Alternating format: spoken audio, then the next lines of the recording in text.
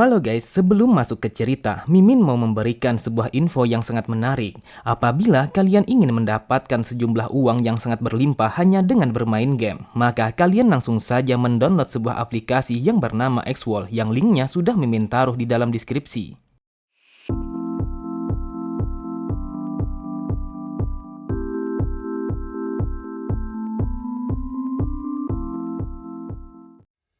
Assalamualaikum warahmatullahi wabarakatuh. Halo semua, kembali lagi di channel Raider Manhwa. Kali ini Mimin akan melanjutkan sebuah komik yang berjudul Sang Iblis Penguasa Mutlak. Dan apabila kalian masih bingung dengan alur ceritanya, kalian bisa cek deskripsi atau langsung saja menuju playlist yang ada di halaman channel ini untuk memulainya dari part 1. Tanpa basa-basi lebih jauh, mari kita masuk di part 5. Cerita dimulai ketika melihat serangga-serangga yang berserakan di atas tanah. Salah satu dari mereka berkata, "Dasar keparat, aku sama sekali belum pernah mendengar kalau serangga bisa dibuat menjadi minuman anggur." Sambil menunjukkan seekor serangga yang ada di tangannya, Jiok berkata, "Apakah kau tahu kalau serangga ini disebut sebagai Black Painted karena pada belakangnya serangga ini memiliki sebuah pola yang seperti sebuah seni?" Saat mendengar orang itu yang bertanya apa alasannya sehingga serangga itu bisa dibuat menjadi minuman, Jiok pun kembali berkata, "Kau harus tahu kalau serangga ini memiliki sebuah rasa yang hampir mirip seperti minuman anggur, apalagi bagian kotorannya. Bahkan rasanya 90% sangat mirip seperti minuman anggur, sampai-sampai seseorang yang memiliki indera perasa yang rendah tidak akan bisa menyadarinya." Sontak semua orang yang ada di sana sangatlah terkejut, kepala mereka menjadi pusing, dan bahkan sebagian dari mereka ada yang mual sampai-sampai mereka ingin muntah. Kemudian Jiok pun kembali menawarkan kepada mereka apakah mereka ingin meminum anggur itu yang terbuat dari kotoran serangga. Terlihat semua orang yang ada di sana langsung menutup mulut mereka, meskipun mereka tidak yakin apakah benar kalau minuman itu terbuat dari kotoran serangga ataukah tidak. Namun dengan hanya memikirkannya saja sudah membuat mereka menjadi mual. Sambil berteriak, Jiok berkata, "Bagaimana bisa aku membuktikan minuman ini kepada kalian jika kalian tidak ada yang mau mencobanya?" Namun tiba-tiba saja terdengar suara seseorang yang berada di balik kerumunan. Ia berkata, "Katakan kepadaku, bagaimana kau bisa tahu kalau minuman itu terbuat dari kotoran serangga?" Terlihat pelayan itu sangatlah terkejut saat menyadari siapa yang berbicara di balik kerumunan itu. Ternyata orang yang berbicara itu adalah seorang lelaki tua berjanggut putih yang membuatnya seperti orang yang sangat bijak. Dari kilatan matanya yang begitu tajam telah menunjukkan kalau dia adalah seorang master yang telah mencapai tingkatan yang sangatlah luar biasa. Lelaki tua itu bernama Im Yung dan dia adalah sang pemimpin aliansi Puncak Selatan. Dikisahkan setelah perang besar antara aliansi ortodok melawan kultus demonik yang berlangsung selama 13 tahun telah membuat kerugian yang begitu besar bagi semua orang. Bahkan 9 sekte gunung dan juga 4 keluarga agung telah mengalami kerugian yang sangat besar sehingga mereka telah menutup pintu mereka dengan begitu rapat terhadap dunia luar. Lalu kultus demonik telah memulai kehidupan baru di dalam pengasingan. Dengan memanfaatkan kekosongan besar yang seperti itu, maka 4 pasukan besar telah mempertahankan posisi mereka sebagai kekuatan dominan pada wilayah Jianghu. Dan keempat pasukan besar itu adalah Langit Utara, Puncak Selatan, Istana Angin, dan yang terakhir adalah Serikat Kegelapan. Namun pasukan terbesar dan terkuat di antara mereka adalah yaitu Langit Utara dan juga Puncak Selatan. Jadi kakek tua yang penampilannya begitu sederhana ini adalah salah satu orang terkuat pada wilayah Jianghu. Di saat itu semua orang yang ada di sana langsung memberi salam penghormatan kepada Im Yung. Bahkan di saat itu suasana telah dipenuhi oleh rasa hormat yang begitu mendalam. Mereka percaya kalau Im Yung adalah dewa terhormat dari berbagai macam bentuk, sang penguasa aliansi Puncak Selatan dan juga yang terhebat pada wilayah Jianghu. Terlihat Jiok hanya bersikap acuh tak acuh saat melihat semua orang yang memberi hormat kepada Im Yung. Lalu Im Yung berkata, "Aku telah mendengar kalau serangga Black Painted hanya akan hidup pada wilayah selatan. Lantas bagaimana kau bisa tahu tentang serangga ini?" Dengan santainya Jiok berkata, "Ketika aku masih berusia 10 tahun, aku sangat sering berkelana menuju berbagai macam tempat. Jadi sudah sewajarnya aku mengetahui akan hal ini." Mendengar ocehan Jeok, Im Yong kembali berkata, "Sepertinya kau adalah seorang pemuda yang memiliki pengetahuan yang begitu luas. Jadi katakan siapa namamu?" Sambil tersenyum, Jeok berkata, "Namaku adalah Jeok Ligion dan aku adalah putra tertua dari keluarga penjual buah terbaik yang berada pada pinggiran kota." Sontak Im Yong langsung terdiam. Ia tidak menyangka kalau bocah yang ada di hadapannya mengatakan kalau dia hanyalah seorang anak dari penjual buah. Kemudian Im Yong langsung tertawa terbahak-bahak sampai-sampai suaranya telah bergema di tempat itu.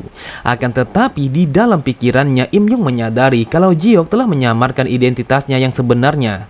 Di sampingnya seorang lelaki bertubuh besar langsung melemparkan tatapannya kepada Im Yong. Ia bergumam, siapa yang menyangka kalau sang ketua aliansi akan tertarik terhadap bocah itu. Lelaki berbadan besar itu bernama Makwi dan dia adalah sang ketua dari pasukan harimau putih yang berasal dari aliansi Puncak Selatan. Kemudian Makwi meminta izin kepada Im Yong untuk mencoba minuman itu yang dikatakan telah terbuat dari kotoran serangga. Tanpa pikir panjang, ia pun langsung meminum minuman itu untuk memastikan apakah minuman itu adalah yang asli ataukah tidak. Akan tetapi ia pun langsung melemparkan tatapannya yang diiringi oleh niat membunuh kepada pelayan itu. Dengan kesalnya ia berkata, "Dasar bajingan, minuman ini rasanya sama seperti yang kami minum sebelumnya."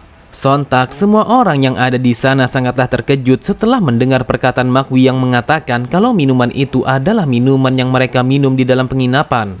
Seketika itu juga mereka pun langsung mendatangi pelayan itu secara bersama-sama. Mereka berkata, "Dasar brengsek, berani sekali kau menipu kami dengan kotoran itu. Jadi berikan kami minuman yang asli sekarang juga atau kepalamu yang akan kami bawa."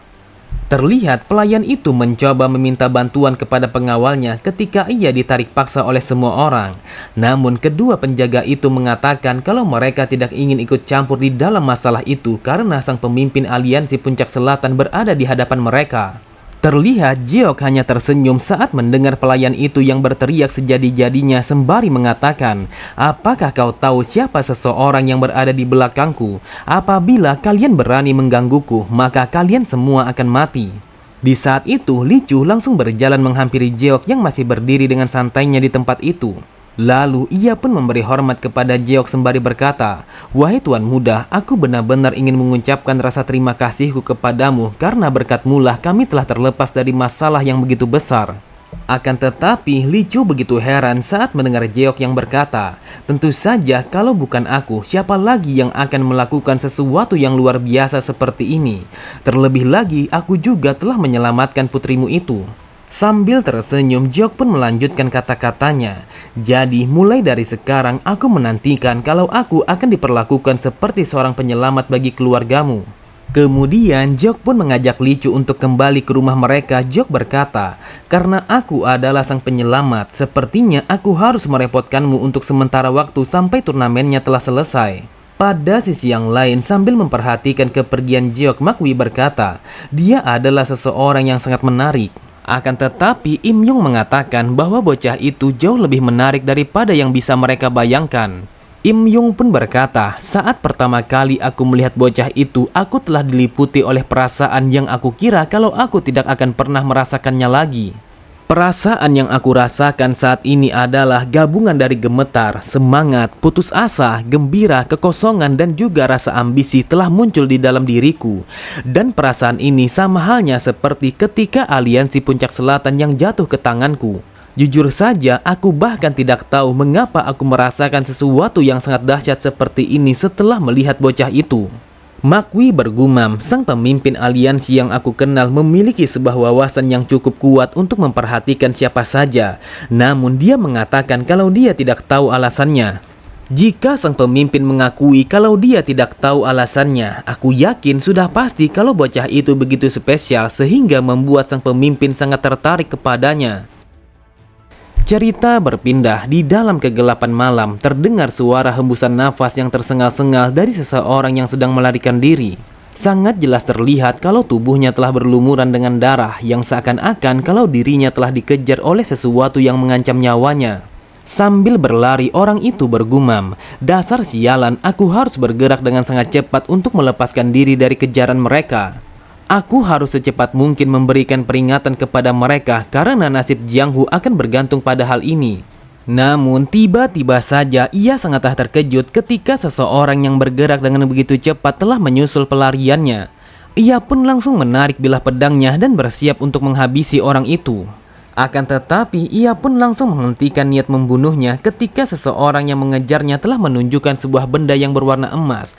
Orang itu mengatakan kalau ia adalah salah satu dari aliansi ortodok. Melihat benda itu, ia pun bergumam. Tidak salah lagi kalau itu adalah sebuah tanda pengenal yang dimiliki oleh aliansi ortodok. Kemudian ia pun berkata, "Namaku adalah Mayung dan aku berasal dari keluarga Langit Utara. Aku sama sekali tidak memiliki waktu yang banyak untuk menjelaskannya, jadi aku akan langsung ke intinya saja. Dengarkan aku baik-baik, kita harus membatalkan kedua turnamen yang akan dilaksanakan pada wilayah Hubei. Aku telah mendapatkan informasi kalau organisasi yang bernama Flying Swallow telah melakukan sebuah konspirasi di dalam turnamen itu." Orang itu berkata, "Bukankah turnamen di tahun ini akan dilaksanakan pada keluarga Langit Utara? Lantas mengapa kau berusaha untuk melaporkan ini kepada aliansi ortodok daripada sang pemimpin Langit Utara?" Ia pun mengatakan bahwa di antara mereka ada seorang mata-mata yang sedang mengawasinya. Namun tiba-tiba saja Mayung menyadari kalau para musuh telah berada di belakangnya. Lalu Mayung berkata, "Dasar sialan, mereka telah berhasil menemukan kita. Jadi kau harus pergi sekarang juga untuk menyampaikan informasi ini kepada sang pemimpin aliansi ortodok dan aku yang akan menjadi umpan." Dengan wajah yang serius, orang itu bertanya apakah informasi yang ia berikan sudah bocor kepada orang lain.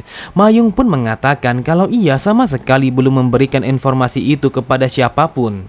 Mendengar perkataan Mayung yang mengatakan kalau informasi itu sama sekali belum bocor, tiba-tiba saja ia pun langsung tertawa terbahak-bahak.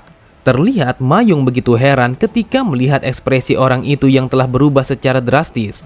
Seketika itu juga, tanpa Mayung sadari, orang itu langsung menebaskan bilah pedangnya untuk membelah lehernya sehingga membuat kepalanya langsung terjatuh ke atas tanah. Kemudian orang itu berkata, "Informasi yang kau berikan itu adalah yang salah. Mereka bukanlah organisasi Flying Swallow." Tidak lama kemudian terlihat seorang perempuan telah datang ke tempat itu. Dia memiliki kemampuan yang sangat luar biasa sehingga ia mampu berdiri pada sebuah ranting yang begitu kecil tanpa adanya kesulitan. Melihat kedatangannya, orang itu langsung memberi hormat kepadanya sembari berkata, "Saya, kupu-kupu ke-16 telah memberi hormat kepada sang pemimpin asosiasi." Lalu saat mendengar wanita itu yang bertanya apa yang terjadi kepada yang lainnya, orang itu kembali berkata, "Aku telah mendengar kalau kupu-kupu ke-14 telah berhasil mengurus mereka semua." Mendengar jawaban itu sambil tertawa ia berkata, "Aku tahu kalau dia akan melakukannya dengan baik dan tidak akan pernah membuatku menjadi kecewa. Aku yakin kalau turnamen Dragon Phoenix akan menjadi mimpi buruk yang sangat mengerikan." Cerita berpindah, di malam itu Jeok dan juga Charyeon telah berjalan di antara rimbunnya pepohonan. Jeok berkata, "Aku begitu penasaran seenak apa daging-daging yang akan dibeli oleh sang ketua sekte. Dia telah mengatakan kalau dia akan membeli sejumlah daging yang akan kita makan di malam ini." Charyeon berkata, "Entah kenapa kau selalu saja merasa kelaparan." Jeok pun berkata, "Saat ini aku sangat sering memikirkan sesuatu sehingga membuatku menjadi lapar." Di saat itu, Charyeon langsung menebak kalau yang dipikirkan oleh Jeok adalah untuk menguasai wilayah Hubei seperti yang ia katakan sebelumnya. Namun tiba-tiba saja Jeok menyadari kalau mereka telah diikuti oleh seseorang yang tidak mereka kenal. Di sampingnya, Charyeon bergumam, apakah dia merasa kesepian karena dia di saat ini berada di tempat yang asing. Kemudian Charyeon pun ingin mengucapkan sesuatu kepada Jeok, namun ia begitu malu untuk mengatakannya. Setelah menarik nafas panjangnya sambil tersenyum, Charyeon berkata, "Wahai tuan muda, untuk hari ini aku sangat berterima kasih kepadamu karena kau telah menyelamatkan kami." Lalu Charyeon kembali berkata, "Sudah sangat jelas kalau Jang telah memerintahkan kepada Yuki dan juga pelayan itu untuk menjebak kami. Siapa yang menyangka kalau aku akan mempertimbangkan mengikuti turnamen Dragon Phoenix bersama bajingan itu?" Jeok pun hanya tersenyum. Ia berkata, "Itulah sebabnya aku mengajakmu untuk mengikuti turnamen itu bersamaku dan aku akan membuatmu menjadi menang." Mendengar perkataan Jeok, seketika itu juga Charyeon merasa bersemangat untuk mengikuti turnamen itu. Ia berpikir kalau dia akan membalas perbuatan Jang dengan cara melewati turnamen itu. Dengan tatapan mata penuh percaya diri, Charyeon berkata, mungkin untuk memenangi kompetisi itu sangatlah sulit. Akan tetapi setidaknya aku ingin bajingan itu sadar diri siapa sebenarnya yang ia lawan. Jadi mari kita lakukan ini dengan sebaik mungkin. Melihat Charyeon yang begitu bersemangat, Jiok pun berkata, sebenarnya kau tidak harus membalas dendam kepada bajingan itu.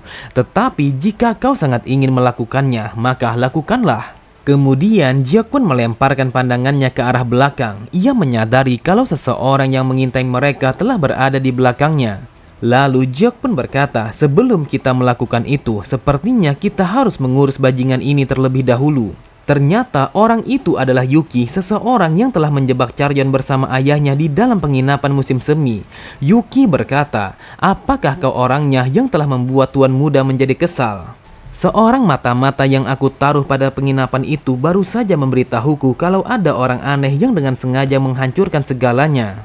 Jiok berkata, apakah memeriksa latar belakang dari seorang target yang akan kau bunuh adalah kesukaanmu? Sontak Charyeon sangatlah terkejut. Ia tidak menyangka kalau Yuki akan melakukan hal yang sangat mengerikan seperti itu. Dengan tatapan mata yang dipenuhi oleh niat membunuh, Yuki berkata, Tuan Muda Jang telah memberikan sebuah perintah kepadaku untuk membunuhmu. Akan tetapi wanita jalang itu akan bisa menjadi sebuah masalah. Terlihat Charyeon begitu panik, ia bergumam, aku bisa merasakan niat membunuh yang begitu kuat dari kedua matanya. Apakah mungkin kalau dia akan benar-benar membunuh kami? Apakah kami akan bisa mengalahkannya apabila kami bekerja sama untuk melawannya? Namun aku sama sekali tidak pernah melukai orang lain di dalam pertarungan yang sebenarnya. Kemudian Charyeon berkata, Jiok, apakah kau memiliki sebuah pengalaman di dalam pertarungan yang sesungguhnya? Namun Charyeon begitu heran ketika melihat Jiok yang berjalan mundur dari hadapannya. Lalu dengan nada yang merintih dan bersembunyi di belakangnya, Jiok berkata, wahai nona muda, aku begitu takut. Jadi aku mohon tolong selamatkan aku. Dikisahkan kalau Kwon Yuki adalah seorang master yang mampu menggunakan sebuah teknik telapak tangan. Ketika dia menggunakan skill andalannya, sangat jelas terlihat kalau tangannya telah menjadi 8. Dulunya dia adalah seorang pahlawan yang bermimpi tentang Jianghu yang lebih baik. Dia selalu saja menumpas kejahatan yang telah menimpa orang-orang yang lemah.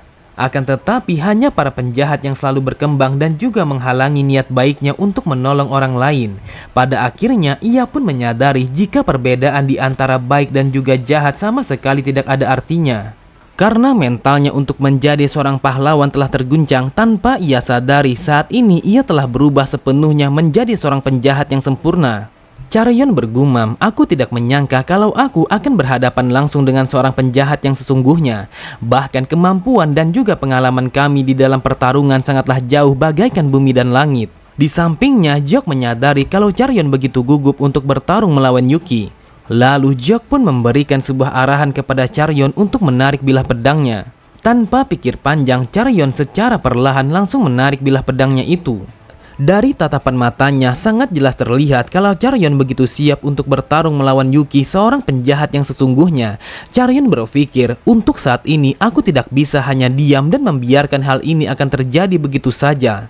Melihat Charyeon yang mengacungkan bilah pedangnya yang menandakan kalau dia telah bertekad untuk menantangnya, Yuki pun hanya tertawa. Ia berkata, apakah mungkin kalau kau sudah lupa siapa aku sebenarnya? Sepertinya kau sangat siap untuk mati di tempat ini.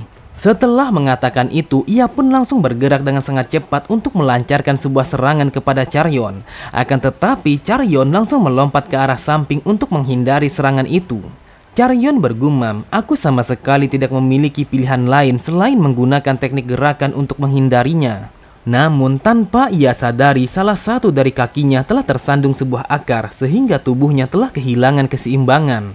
Di saat itu, Charyeon telah terhempas ke belakang sehingga tubuhnya langsung tersandar pada sebatang pohon. Dan di saat yang bersamaan, terlihat Yuki telah melancarkan sebuah serangan dengan menggunakan teknik andalannya untuk membunuh Charyeon. Namun Charyeon secepat mungkin langsung menundukkan kepalanya untuk menghindari serangan yang sangat berbahaya itu. Dengan wajah yang begitu pucat, Charyeon bergumam, ternyata pertarungan yang sebenarnya sangatlah mengerikan dan ini sangat berbeda ketika aku sedang berlatih.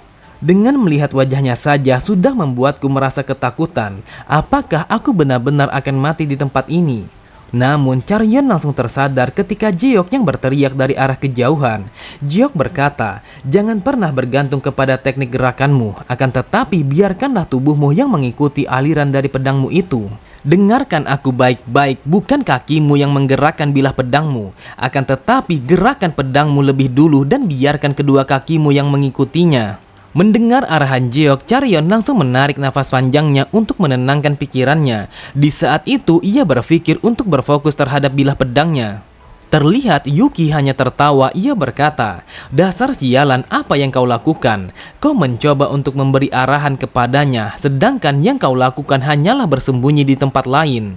Ketika Yuki sedang lengah, terlihat Charyeon langsung melancarkan sebuah tusukan ke wajahnya. Namun dengan begitu mudahnya, ia pun menghalau serangan itu hanya dengan menggunakan satu tangan. Sambil menahan rasa sakit di tangannya, Charyeon berpikir, "Jika aku terdorong ke belakang, mungkin saja kami berdua akan mati sia-sia di tangan bajingan itu." Kemudian Charyeon langsung menggunakan teknik berpedang yang selama ini ia pelajari di dalam latihannya untuk memberikan tekanan kepada Yuki. Dari tatapan matanya sangat jelas terlihat kalau Charyeon telah memberikan segalanya untuk melawannya. Akan tetapi dengan begitu mudahnya Yuki menghalau semua serangan yang dilancarkan oleh Charyeon. Sambil tertawa terbahak-bahak ia berkata, "Dasar tolol, apakah kau berpikir kalau kau akan bisa mengalahkanku dengan trik murahan yang seperti ini?" Namun di antara 8 tangan yang menghalau serangan itu, tiba-tiba saja salah satu dari tangannya langsung tertuju ke wajah Charyeon. Seketika itu juga Charyeon langsung melompat ke arah belakang untuk menghindari serangan itu dan juga membuat jarak di antara mereka berdua. Sambil menahan rasa sakitnya, Charyeon bergumam, "Dasar sialan, aku sama sekali tidak bisa mendaratkan sebuah serangan kepada bajingan itu. Jadi apa yang harus aku lakukan?" Namun Charyeon langsung terdiam ketika Jeok yang berkata, "Apakah kau tidak merasa kalau ada sesuatu yang terasa aneh? Biasanya teknik berpedangmu cukuplah berat, namun entah kenapa saat ini gerakanmu sangatlah lembut." Mendengar perkataan Jeok, Charyeon teringat akan teknik berpedang kematian merah darah yang pernah ia pelajari. Di saat itu, ia teringat akan latihannya bersama sang ayah. Ayahnya berkata, pedang kematian merah darah akan menampilkan berbagai macam perubahan pada gerakan kaki dan juga gerakan pedang yang tidak teratur. Akan tetapi, teknik ini akan mengacu pada gerakan yang cepat. Charyeon berpikir, apakah mungkin yang ia maksud kalau metode yang aku latih selama 10 tahun ini adalah sebuah cara yang salah? Namun, bagaimana orang ini bisa mengetahui tentang teknik pedang kematian, sedangkan dia memohon kepadaku untuk diselamatkan? Jeok kembali berkata, "Saat ini kau terlihat bagaikan kura-kura yang terjebak di atas tanah, sehingga kau tidak bergerak seperti yang seharusnya." Charyeon bergumam, "Aku memang merasa kalau selama ini aku seperti sedang menggunakan sebuah pakaian yang tidak cocok. Bahkan setelah aku mencapai ranah bintang ke-7, aku merasakan kalau aku sedang terhalang oleh sebuah tembok yang begitu besar." Apakah perkataannya memanglah benar kalau seharusnya memanglah seperti itu? Cepat seperti ranah, akan tetapi ia begitu lambat bagaikan kura-kura dan cair bagaikan air. Kalau situasinya terus saja seperti ini, maka bisa dipastikan kalau aku akan mati. Jadi aku akan mencobanya sekarang juga. Di saat itu, Charyeon telah menari bersama bilah pedangnya untuk menggunakan teknik berpedang kematian merah darah. Bahkan dari gerakan itu, Charyeon merasakan kalau tubuhnya telah menjadi begitu ringan. Memang benar adanya, Yuki sangatlah terkejut ketika rambutnya telah terpotong setelah terkena tebasan pedang Charyeon. Terlihat Charyeon sama sekali tidak menyangka kalau dia telah berhasil menggunakan teknik itu. Bahkan ia juga telah berhasil memotong rambut Yuki yang levelnya jauh di atasnya. Sontak Yuki sangatlah marah, ia pun langsung menggunakan kekuatannya untuk melakukan serangan balik kepada Charyeon. Namun dengan sangat cepat, Charyeon langsung menghadang serangan itu dengan menggunakan bilah pedangnya. Akan tetapi usahanya untuk menahan serangan itu hanyalah sia-sia karena kekuatan dari serangan Yuki sangatlah luar biasa. Benar saja, di saat itu Charyeon langsung tidak sadarkan diri, bahkan mulutnya telah memuntahkan banyak darah. Sambil berteriak Yuki berkata, "Dasar brengsek, aku akan membunuhmu sekarang juga dengan menggunakan kedua tanganku." Namun Yuki sangatlah terkejut saat ia menyadari kalau Charyeon telah menghilang dari hadapannya. Lalu Yuki mencoba untuk mencarinya dengan melemparkan pandangannya kepada rimbunan hutan yang ada di sekitarnya. Yuki bertanya-tanya kemana perginya mereka berdua. Akan tetapi Yuki langsung terdiam ketika ia mendengar suara Jeok yang mengatakan kalau mereka berada di belakangnya. Mendengar itu, ia pun langsung memalingkan pandangannya ke arah belakang untuk mencari mereka berdua. Namun yang ia temukan adalah sesuatu yang sangat sulit untuk dipahami. Di saat itu, yang ia lihat kalau Jeok telah melayang di udara sambil menggendong tubuh Charyeon yang sudah tidak sadarkan diri. Kemudian Jeok melangkahkan kedua kakinya untuk turun yang seakan-akan kalau dia telah berjalan pada sesuatu yang kasat mata. Jeok berkata, ini adalah sebuah teknik yang disebut sebagai langkah kaki bunga yang mekar. Mungkin kau tidak tahu tentang seni bela diri ayahku karena dia tidak dikenal oleh publik. Kemudian Jeong pun menyandarkan tubuh Charyeon yang masih tidak sadarkan diri ke batang pohon. Lalu ia kembali berkata, dulunya ayahku telah jatuh cinta kepada ibuku saat pertama kali mereka bertemu. Sebenarnya aku sama sekali tidak percaya dengan sesuatu yang seperti itu. Akan tetapi untuk saat ini aku merasa kalau aku sedikit mengerti akan hal itu. Terlihat Yuki sangatlah panik. Ia sama sekali tidak menyangka kalau seorang bocah yang baru saja berusia 20 tahun telah menguasai seni bela diri mistik yang seperti itu. Akan tetapi tanpa ia sadari, Jeok telah melancarkan sebuah tinjuan yang begitu kuat yang mendarat tepat di wajahnya. Bahkan saking kuatnya pukulan Jeok sampai-sampai ia pun langsung terlempar dan tersungkur jauh ke belakang. Di saat itu Yuki merasakan kalau tengkorak wajahnya telah hancur setelah mendapatkan pukulan Jeok. Sambil merintih menahan rasa sakitnya, Yuki bergumam, siapa sebenarnya bocah ini? Aku sama sekali tidak percaya kalau dia telah berada pada tingkatan yang bahkan tidak akan bisa aku capai. Dengan lirihnya Yuki memohon kepada Jeok agar Jeok melepaskannya dan membiarkannya untuk hidup.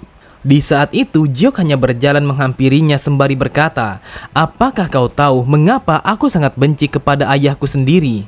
Kalau ayahku berada di sini dan menyaksikan pertarungan ini, sudah pasti dia akan memintaku untuk mengampunimu. Apakah kau tahu kalau dia adalah seseorang yang membuatku menjadi sangat frustasi? Yuki bergumam, apa yang ia bicarakan? Apakah ia sudah gila sampai-sampai ia berbicara omong kosong seperti itu? Terlihat Yuki mencoba sebisa mungkin untuk melarikan diri karena dia menyadari kalau dia tidak akan bisa mengalahkannya. Sambil menarik salah satu bilah pedang yang terselimuti oleh kain hitam, Jeok kembali berkata, meskipun ayahku sangatlah baik, akan tetapi ibuku selalu mengatakan kalau kita tidak akan pernah menjalani kehidupan yang seperti itu. Meskipun ayahku telah berjalan di jalan kebenaran, akan tetapi aku akan menjalani kehidupan dengan jalan yang dipilih oleh ibuku. Terlihat Yuki langsung terdiam ketika mendengar sebuah suara yang dikeluarkan oleh pedang Jeok. Yuki melihat kalau pedang Jeok telah memancarkan aura membunuh yang begitu kuat. Bahkan ia juga telah mendengar kalau pedang itu berteriak layaknya seperti iblis. Di saat itu pedang Jeok yang selama ini telah terselimuti oleh kain hitam telah menampakkan wujud aslinya. Pedang itu memiliki dua mata yang menyala dan juga bilahnya yang membara. Dan pedang itu memiliki sebuah nama yang disebut sebagai pedang neraka dari utara. Tanpa pikir panjang sedikit pun, Jeok langsung menebaskan pedang itu untuk membunuh Yuki. Dan di saat yang bersamaan, aura yang dipancarkan oleh pedang itu telah menyerupai seekor iblis yang sangat mengerikan. Di bawah sinar rembulan yang menyinari malam itu, Yuki sangatlah pasrah. Ia sama sekali tidak bisa menghindari sebuah tebasan yang dilancarkan oleh Jeok. Terlihat Yuki langsung terdiam ketika serangan Jeok telah melintasi tubuhnya. Namun Yuki merasakan kalau tubuhnya telah meneteskan banyak darah. Benar saja, seketika itu juga tubuhnya telah tercabik-cabik menjadi potongan yang begitu kecil sehingga membuatnya langsung mati seketika dengan kematian yang sangat menyakitkan dan juga mengenaskan. Setelah membunuhnya, sambil tertawa Jeok berkata, jalan yang telah dipilih oleh ayahku sangatlah membosankan. Oleh sebab itu aku akan memilih sebuah jalan yang telah dipilih oleh ibuku. Oke semua, cukup sampai di sini dulu pembahasan alur cerita kita. Sampai jumpa di video selanjutnya. Wassalamualaikum warahmatullahi wabarakatuh.